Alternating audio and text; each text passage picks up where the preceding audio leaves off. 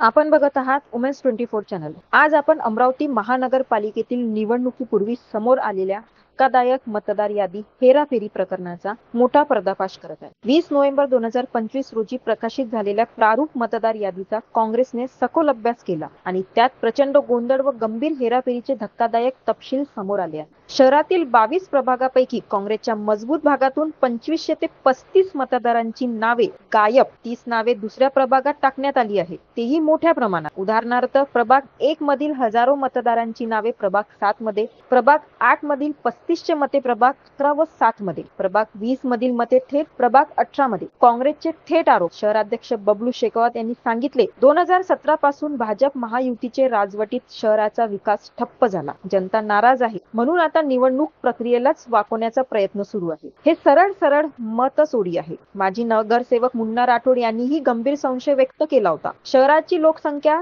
6.47 लाख, मतदार संख्या मात्र 6.77 लाख, म्हणजे तब्बल 30,000 जाता मतदार। हा आकडा स्वतःच अनेक प्रश्न उपस्थित करतो। भाजपाकडून अद्याप कोणतेही अधिकृत खंडन नाही। काँग्रेसची प्रमुख मागणी सर्व 22 प्रभागांची मतदार यादी तात्काळ पुनरावलोकन, हलवलेली मते मूळ प्रभागात परत आणावीत, अनोळखी नावे वगळावीत। जर मागण्या मान्य न झाल्या तर जन आंदोलन आणि कायदेशीर लढा उभारण्याचा इशारा। मतदार यादीतील तक्रारी नोंदवण्यासाठी अंतिम तारीख 27 नोव्हेंबर 2025। नागरिकांनी सतर्क राहा, तुमचं नाव यादीत आहे की नाही ताबडतोब तपासा। कार्यक्रमात उपस्थित मान्यवर विलासभाऊ इंगोले, बबलू शेखावत, दिलीपभाऊ एडतकर, महिला काँग्रेसच्या जयश्रीताई वानखडे, आरतीताई पिंपळे, समीर जौंजाड, मिलिंद चिमोटे, किशोर बोरकर, वैभव देशमुख आणि इतर अनेक कार्यकर्ते उपस्थित होते।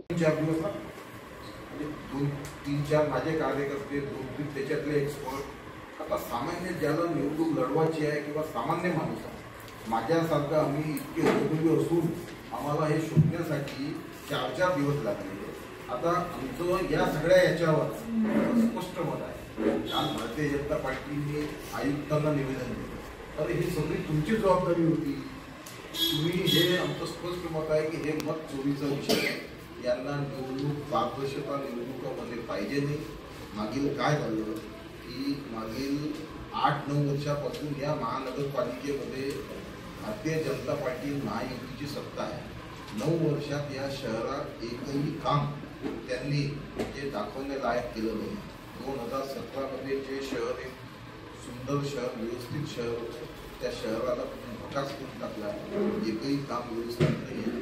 सगळे लोक त्रस्त आहे। आता कोणत्या तोंडाने आपण मतं मागू म्हणून या मत चोरी करून परत महानगरपालिका सत्ता काबीज करण्याचा हे प्रकार आमचं स्पष्ट असं मत आहे। आता कसं आहे की आमची प्रेस झाल्यानंतर उद्या ते स्टेटमेंट देते की काँग्रेसला आपली हात दिसत आहे। अरे मतदार यादीमध्ये इतकं करून ठेवलं आहे की सामान्य माणूस, सामान्य जो लढणारा आहे त्याला शक्यच नाही आहे। आणि इतकं वोट 3-3 हजार मतं, अरे 100-200 मताचं 300, 400, 500 मतं, 3-3 हजार मतं इकडे तिकडे, कोण याचं करणार? तिथं काही तालमेल नाही।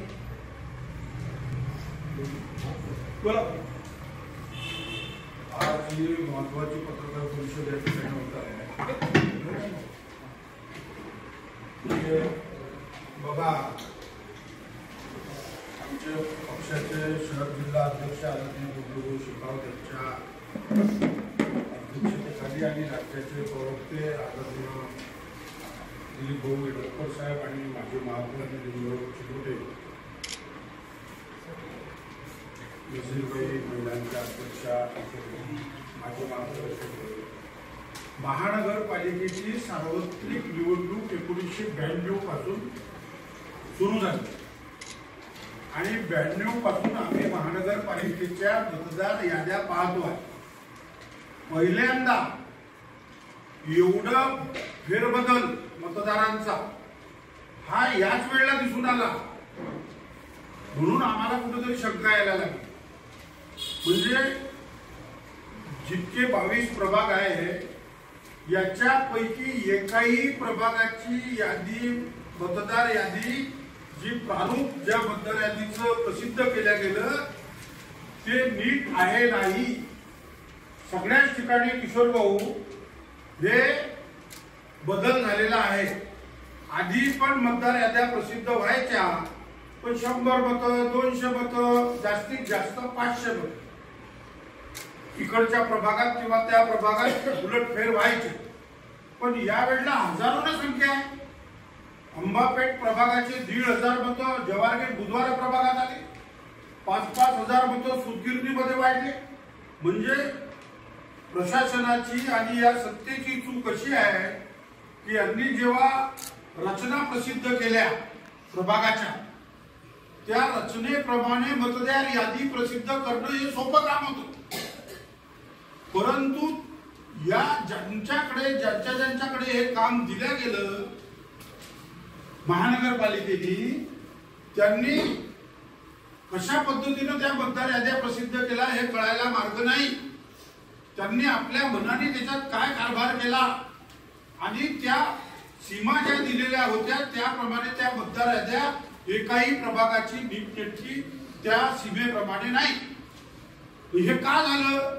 आणि आता तुम्ही म्हणता, म्हणजे महानगरपालिकेच्या आयुक्तांनी एक स्टेटमेंट केलं, ते पेपरला मी वाचलं, की मतदारांनी आपले नाव तपासून घ्या. तुम्ही स्वतः सुज्ञ नागरिक आहे, तुम्ही सुद्धा सगळे वृत्तपत्राचे प्रतिनिधी या महानगरातले वोटर आहे. खरंच तुम्ही मतदान आपल्या यादीत नाव आहे का नाही आहे हे पाहता का? नागरिक हे तपासू शकत नाही. प्रत्येक नागरिक आपल्याला विधानसभेला लोकसभेला मतदान केलं, महानगरपालिकेत करू एवढीच त्यांची भावना असते. ही सिस्टीम मुळात कशी काय चुकली? म्हणजे मताची फेरबदल करून तुम्हाला निवडणुका घ्यायच्या आहे का? आणि 20 तारखेला तुम्ही मतदार यादीत प्रारूप प्रसिद्ध केलं आणि ऑब्जेक्शन घ्यायला सांगितलं आणि अंतिम तारीख 27 आणि सगळ्या गावात आरडाओरडा सुरू आहे. बरं, बोलते कोण आहे?